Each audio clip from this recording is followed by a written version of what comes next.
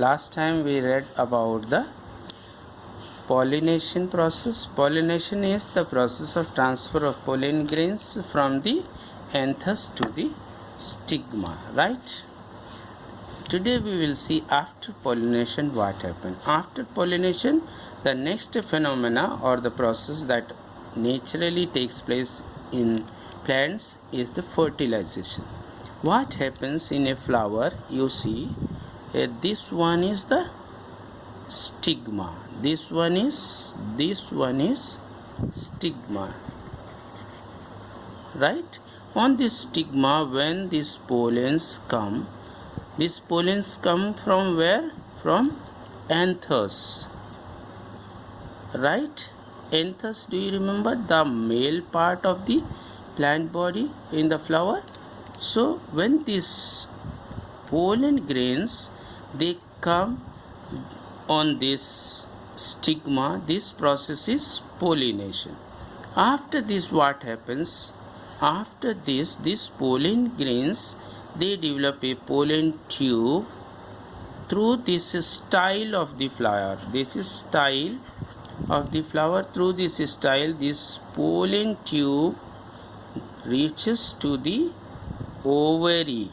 Ovary is having the ovules. I told you the ovary is having the ovule. This is ovule. This ovule, as you saw, these pollen grains they contain male cells, right? Similarly, these ovules they contain female cells, right? And this pollen contains what cells? I told you male cells, right? Then this through this pollen tube, this inside this is pollen tube, right? These male cells they come through this pollen tube and just mix with the ovule. They come and mix with the ovule.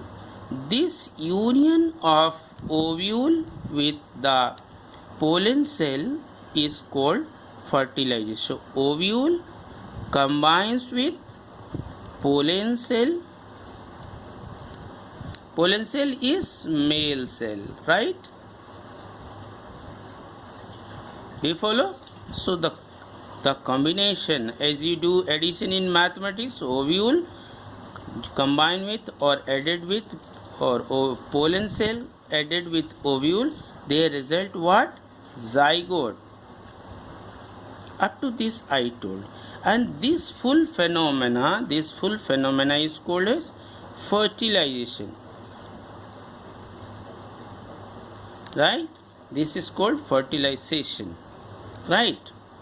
So this is fertilization. Once the fertilization occurs or takes place or completes this process, all other parts, these male parts, they wither out, they fall down or dry. Then, but not in all cases. In some cases they still persist. As in pomegranates, you may have seen the pomegranate. This one I am drawing the calyx. Do you remember calyx? Right. And just below the calyx you have the ovary of the flower. Here you see many anthers in this. So you may have seen the development of pomegranates. You may have seen in a pomegranate what happens? This is the pomegranate. Here still you see hair like structures present. So the male anthers are still persistent, but they are inactive. These sepals are still present, that is calyx. This ovary, this one develops in this form, in the form of the fruit. So later on what happens? This ovary undergoes developmental changes and that changes into fruit. And this fruit contains, you see in pomegranate, so many seeds inside. These seeds what turned into seeds? These ovules which combined with the male cells, the pollen cells, they have turned into seeds. So this zygote turns into what? The fruit, right? This zygote turns into fruit, and fruits in turn contain seeds. You know, in some plants or some fruits, they have only one seed, like the mango fruit. These days you are very commonly using in your house. It's the season of mangoes. So mangoes have only one seed. Similarly, there are many fruits which have only one seed. There are some fruits which have 2 or more seeds. You see, lemon have few seeds. Guava and pomegranates have so many seeds. Reason is they have so many ovules, and all these ovules, they are fertilized with the pollen cell and ultimately turn into a large number of seeds. So there are kinds of, and you see, there are different varieties of fruits which have some fruits like this mango. You know, you have this mango. This mango is having only one seed, this seed, right? Whereas guava, you see, guava is having so many seeds. Do you remember? Guava is having so many seeds. Guava. Then pomegranates, they have so many seeds, right? So the number of seeds depends upon the number of ovules in the ovary that are fertilized by the pollen cells, right? So this process of fusion of ovule and pollen cell is called as fertilization. So what is fertilization if asked? What will be your answer?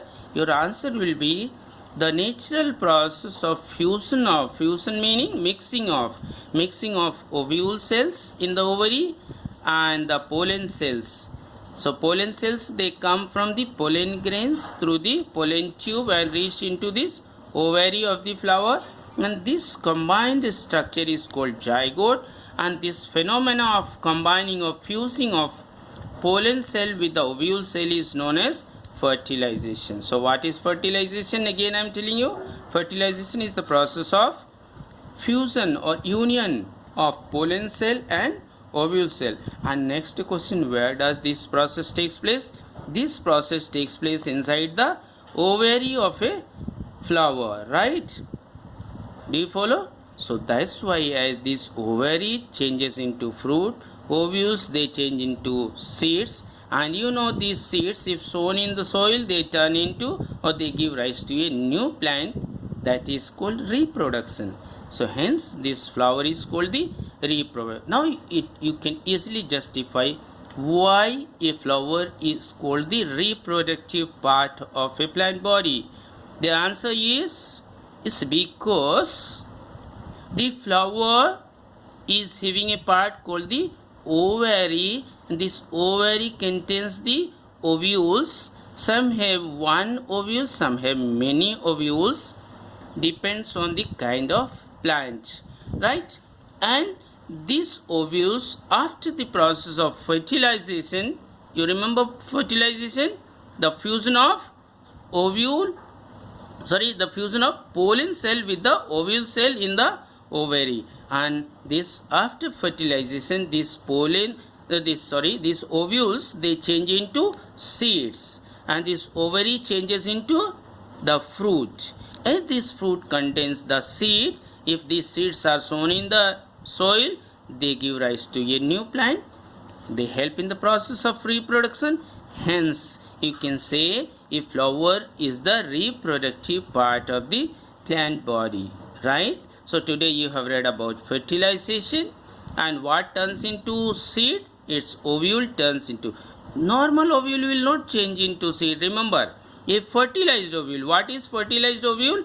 When pollen cells fuse into ovule cell, then only that union, that combined state, that is zygote, will turn into seed, undergoing developmental changes in the ovary of the flower, right? So what all we have read today? We have seen the process of fertilization. Fertilization is the fusion of pollen cells with the ovule cells. Where does this process takes place? In the ovary, right? What happens after fertilization? After fertilization, the fertilized ovule changes into what? Say, yes, fertilized ovule changes into seeds, right? And what happens to the ovary? This ovary changes into fruit, right? I have told you, after fertilization, what happens to other parts of the flower? Other parts of the flower, like the petals, they fall down, they wither away, right? And about this anthers, the male organ, stamen, they sometimes wither away in some plants, and sometimes they still persist. Persist means they remain there, they exist there, as in the case of the fruits which have many seeds, like this, the pomegranates or guava, right? You may have seen watermelon also have so many seeds, right? And then muskmelon also, papaya also is having so many seeds. Then there are so many, you can make a list of those. You may have seen the chilies also. Chilies also have so many seeds. So can you tell me, the chili flower will have one ovule or many ovules? Yes, you are right. They have many ovules that get fertilized and turn into many seeds in the fruit of a chili, green chili, right? So there are some fruits which have only one seeds, and there are some fruits which have so many seeds. It depends upon the number of ovules present in the ovary that get fertilized. What is fertilization? I told you, it is fusion or mixing of pollen cell with the ovule cell. That's all for today. So today you have read about fertilization, how the fertilization takes place, what happens to the ovules after fertilization, undergoing developmental changes, how this ovary changes into fruit, what happens to the other parts of the flower, they either wither away or they still persist or remain there, right? It depends or it varies from plants to plants, right? It may be in pomegranates you have so many seeds. In mango, how many? Only one seed, right? Now can you tell me one more fruit that is having only one seed? Do you remember the gooseberry? Yes, gooseberry is having only one seed, right? Okay, that's all for today. Thank you.